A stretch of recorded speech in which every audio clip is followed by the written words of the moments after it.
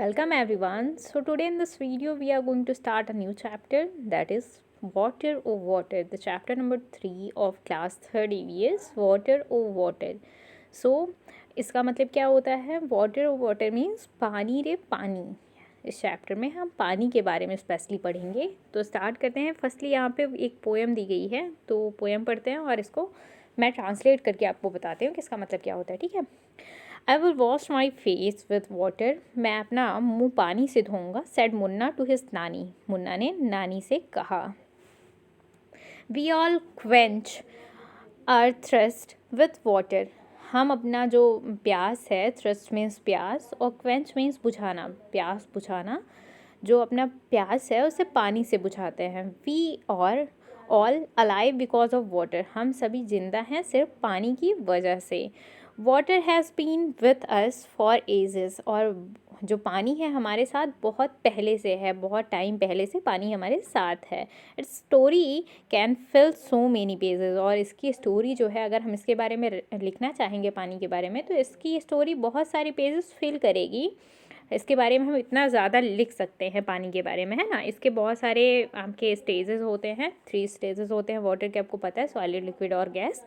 तो solid state पे आपका जो बर्फ़ आइस है, liquid state water, and gas आपका वेपराइज वाटर जो है, भाप बन के जो पानी उड़ जाता है, स्ट्रीम वगैरह, वो कहा जाता है. ठीक है. तो इसमें ये भी क्वेश्चंस आ सकते हैं आपके, जो मल्टीपल चॉइस क्वेश्चंस होते हैं, तो उसमें ये पूछा जा सकता है, इसीलिए मैंने आपको बता दिया है.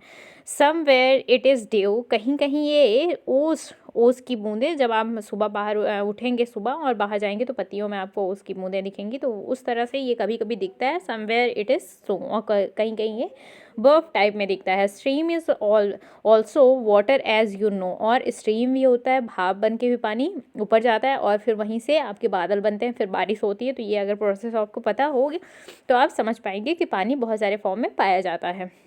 Water has forms so many. पानी के बहुत सारे फॉर्म्स होते हैं. दैट इज़ वॉट सेज माई नानी. और ऐसा मेरे नानी कहती हैं कि पानी के बहुत सारे फॉर्म्स होते हैं. The river flows. नदी बहती है. The waterfall sings. और जो वाटरफॉल, जो झरने होते हैं, वो ऐसे झरझराते हैं, ऐसे बहते हैं, ऐसे नीचे उनका पानी गिरता है जैसे वो गाना गा रहे हों. And the water swells in the lakes and the springs. और जो पानी है वो कहाँ भरे होते हैं? स्वेल्स मीन्स भरे होना, लेक्स मीन्स झील. कहाँ कहाँ पे? झील में और स्प्रिंग्स वगैरह में भरे होते हैं.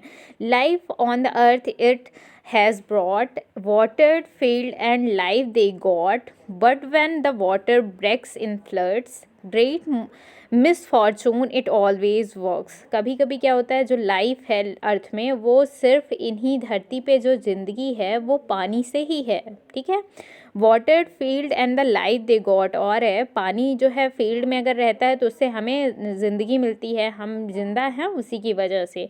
But when the water breaks in floods. और जब बाढ़ आ जाती, कभी पानी बहुत ज़्यादा हो जाता है, great misfortune it always works. और ये ग्रेट मिसफॉर्चून मीन्स ये दुर्भाग्य की बात है कि पानी ज़्यादा हो जाए. तो बहुत ज़्यादा पानी भी एक ख़राब बात है. मतलब इतना ज़्यादा पानी एक जगह इकट्ठा हो जाए तो बहुत बेकार है. और कहीं कहीं सूखा पड़ जाता है जहाँ पानी बिल्कुल नहीं मिलता है. ये भी एक नेचुरल प्रॉब्लम ही हो सकती है. हम कुछ इन्वायरमेंट में ऐसी प्रॉब्लम क्रिएट कर रहे हैं जिसकी वजह से कहीं तो फ्लड है, कहीं बाढ़ आ रही है, कहीं ड्रॉट है. ड्रॉट मीन्स सूखा. तो यहाँ पे आपको अपोजिट भी पता चल रहा है, सूखा या बाढ़ आ जाना. कहीं पे बहुत पानी होना, कहीं पे सूखा हो जाना. श्री प्रसाद ने इसको ये पोएम को लिखा है and translated from the Hindi. ये हिंदी से ट्रांसलेट की गई है.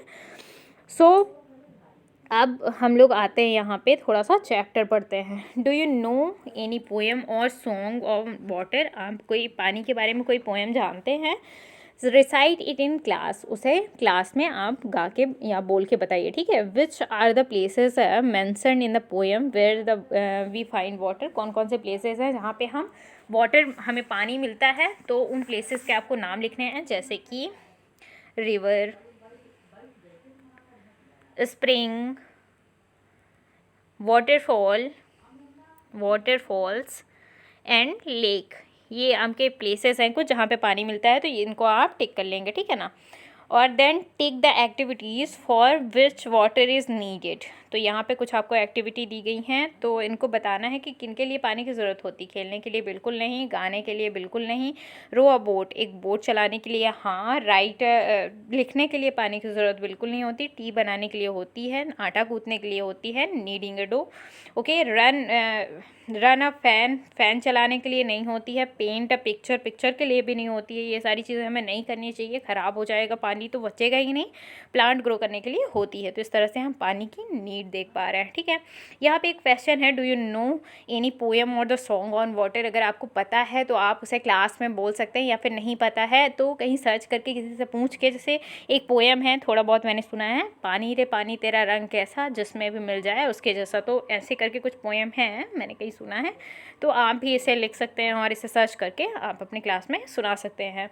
Name any 4 activities which you can do without water. कुछ 4 एक्टिविटीज़ लिखिए जो आप पानी के बिना कर सकते हैं। That is dancing, then jogging भी कर सकते हैं आप पानी के बिना, जॉगिंग, वॉकिंग एंड रीडिंग। ये सारी आप पानी के बिना कर सकते हैं। अगर आपको स्पेलिंग वगैरह नहीं समझ में आ रही, नहीं आती आपको स्पेलिंग, एक बार कमेंट करके बोलिए, आपको क्लियरली स्पेलिंग भेज दी जाएंगे, ठीक है ना। तो ये हो गई आपकी, पॉज करके लिख लीजिएगा इसे। Then you can do without water, पानी के बिना ये एक्टिविटी कर सकते हैं।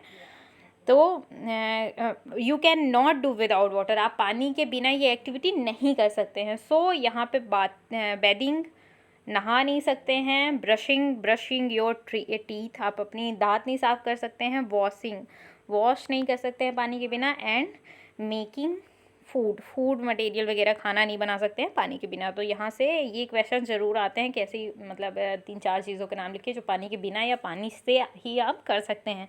तो इस तरह से ये आपका ये पेज कंप्लीट हुआ, थोड़ा सा भी बाकी हुआ है तो देख लेता है उसको भी, ठीक है ना। वाटर और मोर और less, arrange the following on the basis of the amount of water that is needed for the each of activities and begin with the activity that the needs of the most water। यहाँ पे आपको सबसे ज़्यादा पानी वाली activity सबसे पहले, तो मैं यहाँ पे लिखूंगी नहीं, 1-2 मार्क कर दे रही हूँ मैं, ठीक है ना।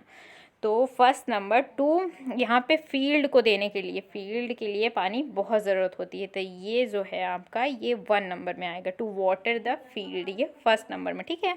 फिर सेकेंड नंबर में टू क्लीन द हाउसेस, यहाँ पे भी ज़्यादा पानी लगता है, सेकेंड नंबर में ये आ जाएगा। फिर थर्ड नंबर आपका जो है, फिर थर्ड नंबर में आपको नहाने के लिए भी पानी लगता है, तो ये ज़्यादा आ जाएगा, थर्ड नंबर आ गया। फोर्थ नंबर आपको ड्रिंक करने के लिए थोड़ा सा 7-8 ग्लासेस लग जाता है, तो ड्रिंक करने के लिए 4th नंबर में, और नीडिंग अ डो ये 5th नंबर में आ जाएगा। तो इस तरह से आपका ये पेज कंप्लीट हो गया है। अब नेक्स्ट पेज नंबर 21, इन सब के लिए मैं नेक्स्ट वीडियो में आपका कंप्लीट करा दूंगी। Okay, thank you.